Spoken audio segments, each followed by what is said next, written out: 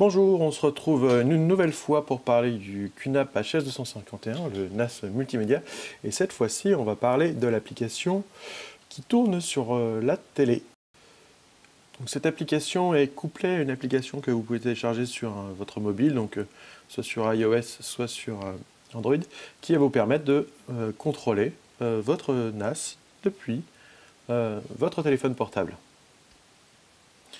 Donc, dans un premier temps, il faut passer à l'identification. Donc là, vous pouvez aller sur le clavier et saisir le mot de passe de votre compte utilisateur.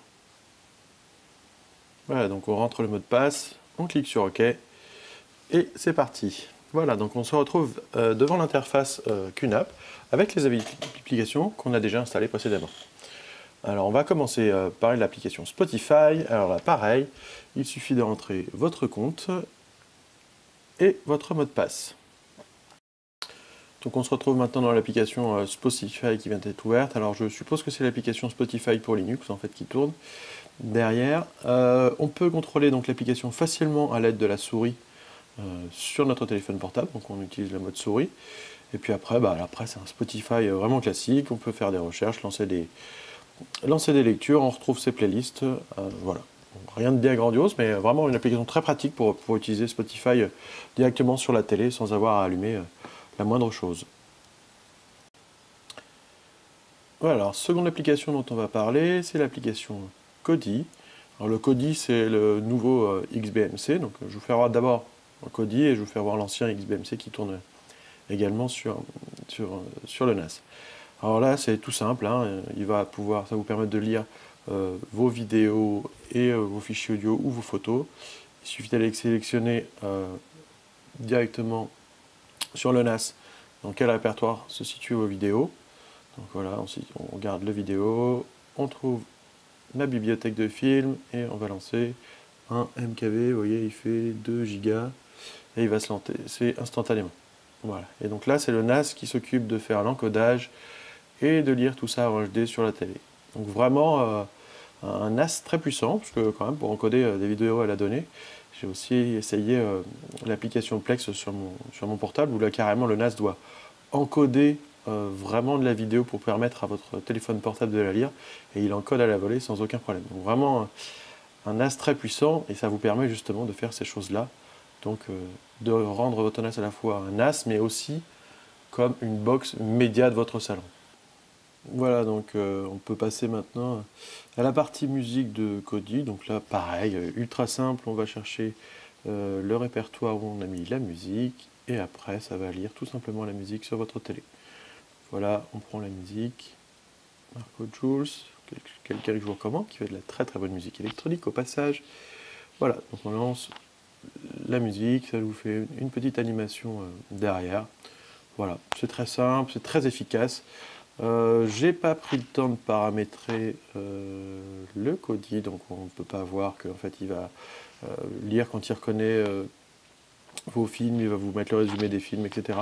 Vraiment, ça c'est un XBMC classique, sauf que c'est la dernière version qui s'appelle Kodi.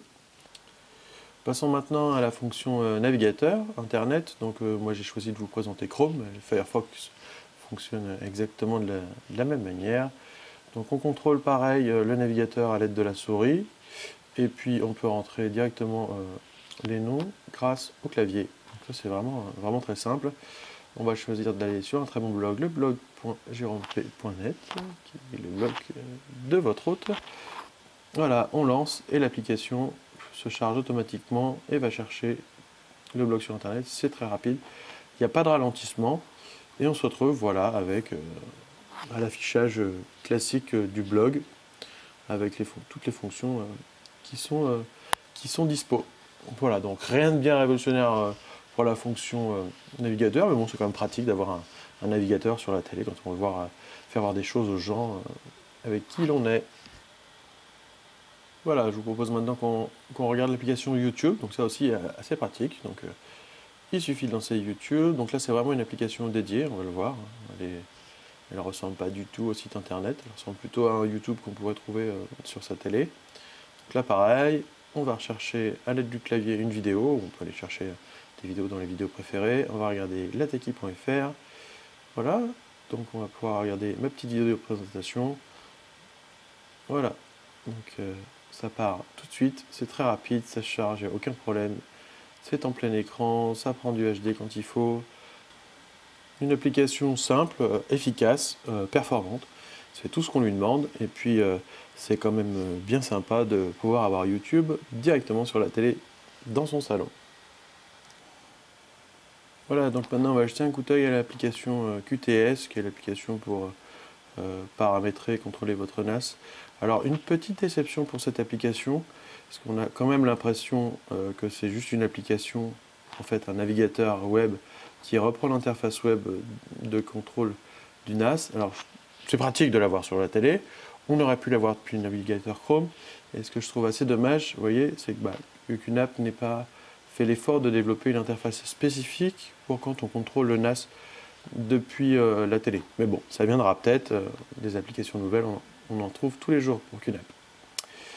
Voilà, donc la dernière application dont on va parler aujourd'hui, c'est l'application radio. Donc là, comme son nom l'indique, elle va vous permettre de lire les radios qui se trouvent sur Internet.